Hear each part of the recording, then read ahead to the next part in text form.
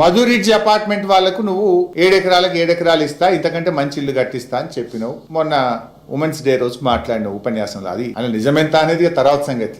But my question is, ఇప్పుడు మధురిడ్జ్ ఒకటే కాదు కదా, నువ్వు ఇక్కడ 10,017 ఇండ్లు కూలుస్తా అని చెప్పి నువ్వే గెజిట్ ఇచ్చినావు. ఇట్లా 46 కాలనీలు ఉన్నాయి. ఆ మూసి వెంట నువ్వు నోటీస్ ఇచ్చినవి, నువ్వు మార్కింగ్ ఇచ్చినవి 46 కాలనీలు ఉన్నాయి. మరి 46 కాలనీలకు కూడా అదే పద్ధతిలో స్థలం కేటాయిస్తావా? ఉన్న ఇల్లును ఉన్నది ఉన్నట్టుగా కట్టిస్తావా?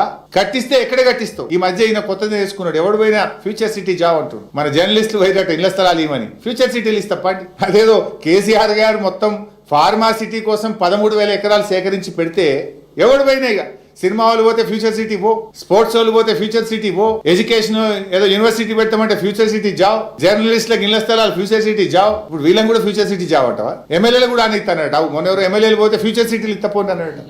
అదేదో అప్పనంగా వచ్చినట్టు. మేము 5 ఏళ్లు కష్టపడి ఫార్మా సిటీ వచ్చి 10 లక్షల మందికి ఉద్యోగాలు దొరకాలి, హైదరాబాద్ లో కాలుష్యం తగ్గాలని ఎంతో విజన్ తోని కేసీఆర్ గారు ఆ రోజు ఆలోచన చేస్తే దాన్ని ఒక రియల్ ఎస్టేట్ అడ్డాగా మార్చి పడేసినాం.